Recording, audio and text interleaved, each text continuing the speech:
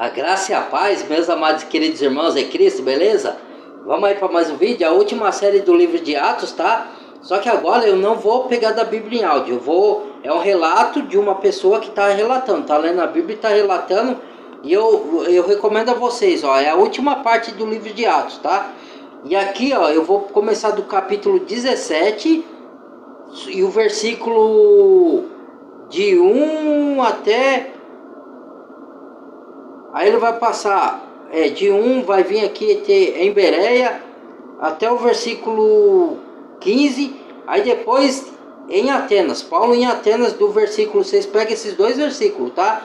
Capítulo é um só, é 17. Aí você pega os versículos de 1 até capítulo 17, de 1 até 15, depois em Atenas.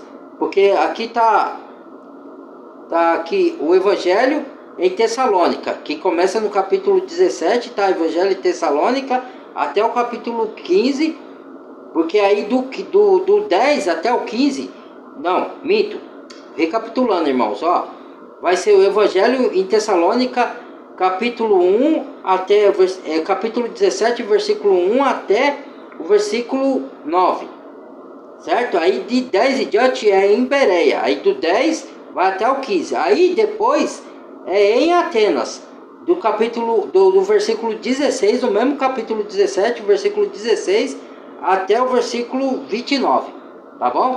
E é curto, tá? Para vocês entenderem o que eu quero trazer para vocês aqui, tá? Só vou posicionar aqui, ó. É a última parte de Atos. Aí depois eu vou fazer outros vídeos de outros assuntos. E mais para frente eu faço de 2 Coríntios e 1 Coríntios.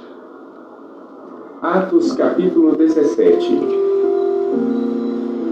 E passando por Anfípolis e Apolônia, chegaram a Tessalônica. Ó, eu tô acompanhando na minha Bíblia aqui, tá? E Paulo, como tinha por costume, foi ter com eles. E por 3 sábados disputou com eles sobre as Escrituras, expondo e demonstrando que convinha que Cristo padecesse e ressuscitasse dentre os mortos. E esse Jesus que vos anuncio, dizia ele, é o Cristo. E alguns deles creram e ajuntaram-se com Paulo e Silas, e também uma grande multidão. Cristo quer dizer, Messias quer dizer Cristo, que é escolhido, ungido por Deus, tá? Enviado por Deus. Dos religiosos e não poucas mulheres principais. Mas os judeus desobedientes, movidos de inveja, tomaram consigo alguns homens perversos dentre os vadios e, ajuntando o povo, alvoroçaram a cidade e, assaltando a casa de Jason, procuravam trazê-los para junto do povo. E, não os achando, trouxeram Jason e alguns irmãos à presença dos magistrados da cidade, clamando: estes que têm alvoroçado o mundo chegaram também aqui, os quais Jason recolheu. E todos estes procedem contra os decretos de César, dizendo que há outro rei, Jesus. E alvoroçaram a multidão e os principais da cidade que ouviram estas coisas. Tendo, porém, recebido satisfação de Jason e dos demais, o soltaram. E logo os irmãos enviaram de noite Paulo e Silas a Bereia, e eles, chegando lá, foram à sinagoga dos judeus. Ó, Bereia, estamos em Bereia. Foram mais nobres do que os de que 10 a estavam 15. em Tessalônica. Ó, por que foram mais porque nobres? de bom grado receberam a palavra, examinando cada dia nas Escrituras se estas coisas eram assim. Ó, examinando cada dia nas Escrituras se essas coisas eram assim, do jeito que Paulo pregava. É o que nós cristãos deveríamos fazer ao ouvir o pastor na igreja. Eu faço isso. Agora vocês deveriam fazer, para não acreditar em tudo que os outros dizem.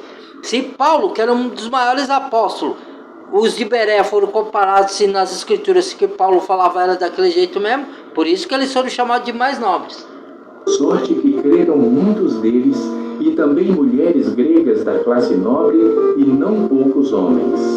Mas logo que os judeus de Tessalônica souberam que a palavra de Deus também era anunciada por Paulo em Bereia, foram lá e excitaram as multidões.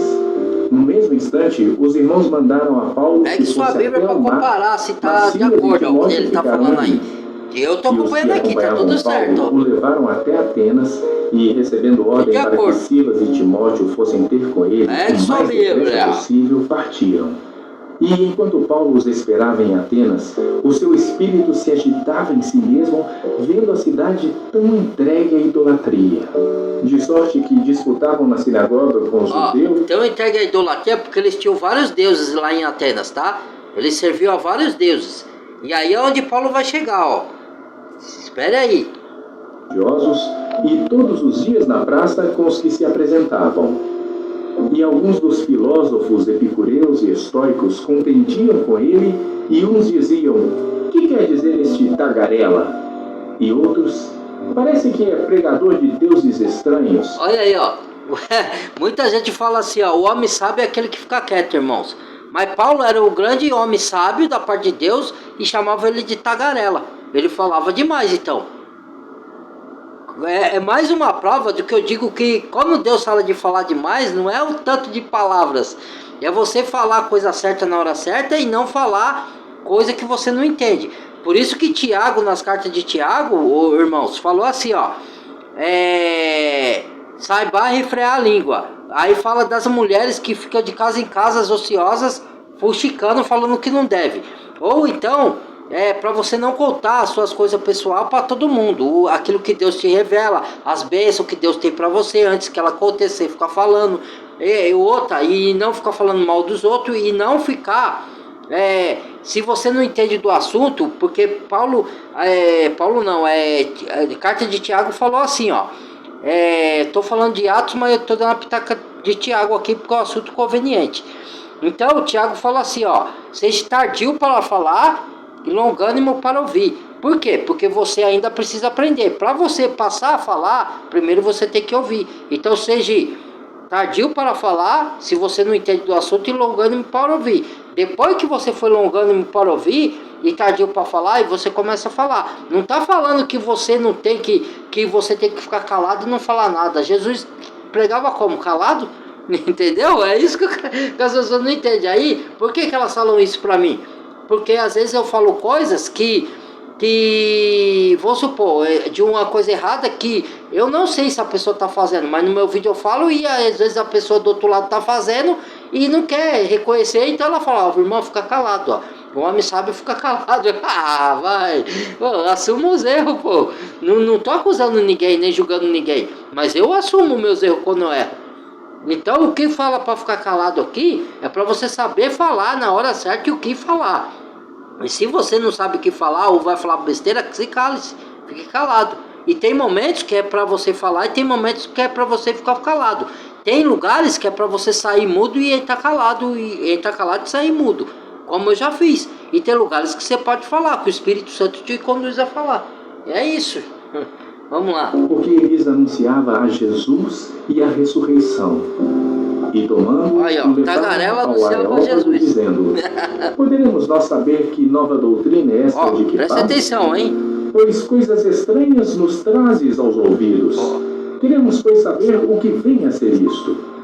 Pois todos os atenienses e estrangeiros residentes de nenhuma outra coisa se ocupavam, senão de dizer e ouvir alguma novidade. E estando Paulo no meio do Areópago... Os atenienses gostavam de ouvir novidade. Cada deus que falava, eles adoravam lá, ó. Entendeu? Então vamos lá. Homens atenienses, em tudo vos vejo como sendo um tanto supersticiosos. Supersticioso, mas ali em outra tradução da Bíblia está religioso, tá? Religioso e superstição são similares, sinônimos, né? São palavras sinônimas. Superstição, religião, é a mesma coisa, tá? Alguma tradução, você pode pegar na sua Bíblia traduções diferentes, você vai ver, numa tá um tanto religioso e em outra tá um tanto supersticioso. Aí ele falou supersticioso, mas aqui, ó, na minha Bíblia, quer ver aqui? Homens atenienses, deixa eu ver se eu acho aqui. Homens atenienses, em tudo vejo um tanto... deixa eu ver aqui se eu acho. Um tanto... fala a mesma coisa, a mesma tradução. Mas tem outras que falam religioso, tá? É o mesmo sentido. Vamos pra lá. E passando eu e vendo os vossos santuários, achei também um altar em que estava escrito Nosso ao santuário. Deus desconhecido. Ao Deus desconhecido. Esse, pois, que vos honrais, é o que vem anunciar. É o que eu vos anuncio. que fez os céus e a terra, o mundo e tudo que nele há, sendo o Senhor do céu e da terra, não habita em templos feito por mãos humanas, nem tampouco é servido por mãos de homens, como que necessitando de alguma coisa. Porque Deus fala que a gente serve a Deus servindo o próximo. Você pessoalmente servir a Deus, os seus atos, nós somos pecadores, somos com o tapo de imundice. E outra, o Deus é muito grande para a gente fazer qualquer coisa por Ele, é Ele que faz por nós. Mas quando a gente serve o próximo, a gente está servindo a Deus. Então a gente não pode ter a pretensão de querer fazer alguma coisa para Deus, que tudo que a gente fizer nesse mundo para Deus não é o suficiente, que Deus é tão santo, irmãos, que nada que você fizer vai surpreender Deus. E Deus agora, se você ajudar o próximo, aí sim, entendeu? Então fala que Deus não é servido por mãos humanas e não habita em templo feito por mãos humanas, entendeu? Mesmo é quem dá a todos a ele vida mesmo. E a respiração e todas as coisas. Vamos voltar um pouquinho aqui. E de não. Supersticiosos, porque passando eu e vendo os vossos santuários, achei também um altar em que estava escrito ao Deus desconhecido. Esse, pois, que vós honrais não o conhecendo, é o que eu vos anuncio. O Deus que fez o mundo e tudo que nele há, sendo o Senhor do céu e da terra, não habita em templos feitos por mãos de homens, nem tampouco é servido por mãos de homens, como que necessitando de alguma coisa. Pois Ele mesmo é quem dá a todos a vida e a respiração e todas as coisas. E de um só sangue fez toda a geração dos homens, para habitar sobre toda a face da terra, determinando os tempos já dantes ordenados e os limites da sua habitação, para que buscassem ao Senhor, se porventura tateando o pudessem achar, ainda que não está longe de cada um de nós, porque nele vivemos e nos movemos e existimos. Porque o Espírito habita naquele que crê, então não está longe. Pois somos também sua geração. Aqui termina, tá, irmãos? Aí tem outra coisa, falou assim, ele sendo o Senhor dos céus e da terra. Aí muita gente pode falar de novo, que eu falei aquele negócio lá. Então a palavra está se contradizendo, que diz que o mundo já é do maligno e que Satanás é o príncipe desse mundo. Mas quem fez os céus e a terra foi Satanás ou foi Deus? Quem fez o universo? Por que fala que Satanás é o príncipe desse mundo e o mundo já é do maligno? Não é que o mundo já é do maligno, quem fez foi Deus. É que Deus confiou o mundo para Adão cuidar do mundo, da terra e lavrar a terra. Só que quando Adão e Eva pecaram, entregaram a Satanás a direção do mundo, o sistema do mundo, entendeu? Não o mundo em si. O mundo em si, e outra, mesmo que Satanás esteja dirigindo o mundo por um breve momento, porque você pode falar, para você deve ser longo, né? Porque passaram geração em geração em geração, desde Gênesis, Satanás está dirigindo, certo? Mas para Deus é um breve momento, certo? Deus não age na esfera do tempo, então como nós vivemos. Então o que acontece? Tudo que Satanás está fazendo, ele precisa da permissão de Deus. Então Satanás é o príncipe desse mundo por um momento, mas Deus está no controle, entendeu? Quem manda mesmo na bagaça é Deus, certo? E por que Deus não destrói logo Satanás? Você pode perguntar. Porque a justiça de Deus é tão grande que Deus, se ele quisesse, ele fazia assim com Satanás e acabava Satanás. Só que Deus, ele é tão justo que ele quer agir com justiça até com o diabo, para o diabo não acusar ele depois e falar, você não é Deus de justiça. E Deus, ele não pode ir contra os seus decretos. Tipo assim, Deus é um Deus de amor, certo? E amor requer misericórdia e compaixão. Por isso que quando Deus perdoa todos os pecados, por isso que Deus deu o seu filho para morrer, para pagar nossos pecados, porque ele é justo e ele quer dar uma chance para o ser humano, que foi criação dele. E outra, até para Satanás já está condenado, porque Satanás, Deus sabe que ele não tem possibilidade de arrependimento, certo? O ser humano tem, porque o Satanás conduziu o ser humano ao pecado. Então o que quer dizer isso? Mas para Satanás não falar que Deus foi injusto, o que Deus faz? Deus não elimina ele assim, Deus deixa ele agir, conduzir, dar permissão por um breve tempo. E com isso, Deus transforma o mal de Satanás que ele faz para a humanidade em bem para aqueles que aceitar Jesus.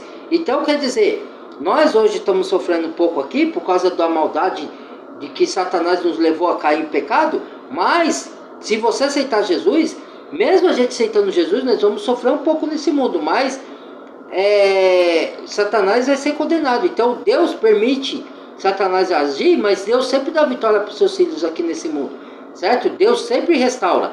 Então, só que vai chegar o tempo que Deus vai vir, que é o final dos tempos, e vai vir para julgar. Aí vai condenar o diabo e seus anjos, o anticristo, o falso profeta, o lago de fogo, e vai salvar nós que somos crentes da palavra, e condenar aqueles que não querem ser salvos, né? Não é que Deus quer jogar a pessoa no lago de fogo, a pessoa que escolheu ir para lá porque ela não quer aceitar Jesus como Salvador. É uma escolha, é livre-arbítrio. Deus não interfere no livre, é outra coisa que Deus não interfere.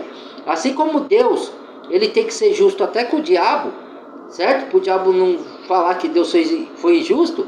Deus tem que ser justo com o diabo, tem que ser justo com o ser humano, e ele tem que ser justo com os decretos dele. Se ele deu um livre-arbítrio entre partes, tá? Que a gente tem um livre-arbítrio entre partes, porque tudo está sob o controle de Deus. Deus já sabe o que o ser humano vai fazer de bom e de mal, certo? Todos nós. Só que ele dá um livre-arbítrio até essa parte aqui, ó, na sua escolha. Se você quer aceitar o bem ou se você quer aceitar o mal. Se você quer aceitar Deus ou quer aceitar o diabo. Se você quer aceitar o anticristo ou quer aceitar Cristo. Então é uma escolha do ser humano. Essa parte é o ser humano que escolhe. Deus fala, porém, escolha o bem.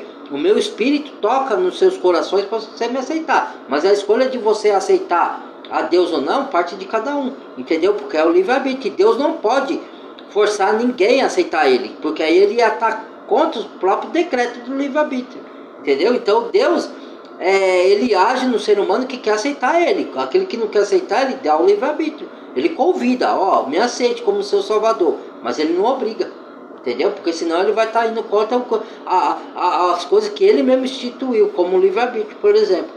Entendeu? Ele não pode ir. Por isso que muita gente fala assim, que não entende da Bíblia, e inclusive os artistas, né, falam assim, o Deus que eu conheço é Deus de amor, para todos, e ele não despreza ninguém. Sim, ele não faz acepção de pessoa, mas ele é só amor.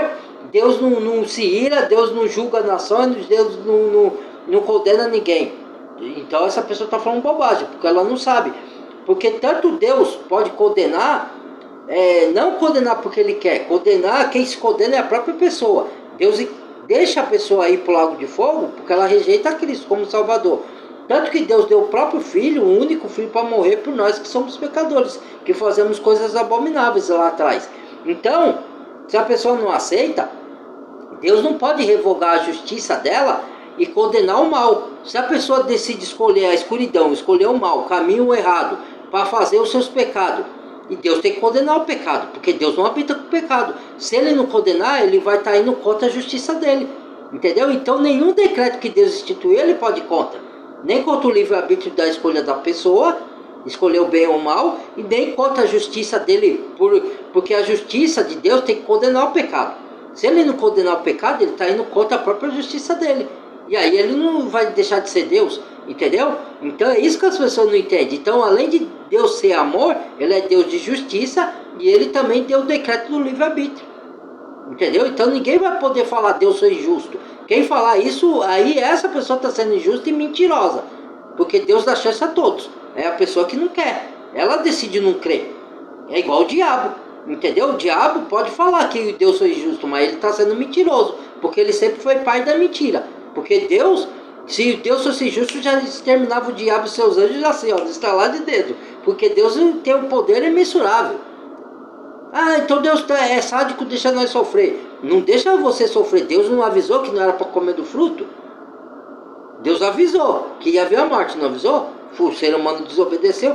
Mas que culpa eu tenho que Adão e Eva pecou? Tá, você é responsável não pelo pecado de Adão e Eva, você é responsável pelo seu pecado. Porque assim, o pecado passou para a humanidade com o pecado de Adão e Eva, certo? Mas só que Deus deu o fruto da árvore da vida. Qual que é esse fruto? Jesus. Se você escolhe não aceitar Jesus e escolhe pecar, você é culpa, não é Adão e Eva. Adão e Eva foi culpado de comer o fruto e trazer o pecado ao mundo. Mas Deus foi o responsável para trazer Jesus para te dar a vida de volta. E se você não aceita aí você vai culpar Adão e Eva? O culpado é você que não aceitou. Então cada um de nós somos culpados pelo nossas próprias escolhas. Não venha transferir para Adão e Eva. Adão e Eva foi culpado de trazer o pecado ao mundo, sim, e passou para nós. Só que Deus deu uma escapatória, que é Jesus. Agora, se você não aceita, você não pode jogar a culpa para Adão e Eva. Porque Adão e Eva, ele trouxe o pecado, mas Deus trouxe a vida por meio de Jesus. Se você não aceita, a escolha é sua. Deus dá o livre-arbítrio para você escolher o bem. Por que você não escolhe? Entendeu? Então não venha jogar a culpa que é sua em Adão e Eva. Entendeu? Cada um de nós, mesmo Adão e Eva tendo trazido o pecado, você não pode falar assim, tudo é culpa do diabo e tudo é culpa do pecado só. Sendo que você se isenta da culpa. Se o pecado está em você, Deus deu a solução. Creia no meu filho e você é perdoado do seu pecado. Aí você fala, não quero crer em Jesus. Eu não creio em Jesus. E aí você vai falar, então, o culpado foi Adão e Eva. Não, o culpado é você. Deus deu a oportunidade de você escolher Jesus. Tá vendo? Muito obrigado, Deus abençoe e até o próximo vídeo, irmãos. Tá esclarecido, terminado o livro de Atos, o estudo de Atos. Agora que o Espírito Santo habite em vocês e dê entendimento para vocês entenderem que o que a religião prega, que os falsos profetas, falsos pastores pregam, não é nada do que a Bíblia fala, eles distorcem, entendeu?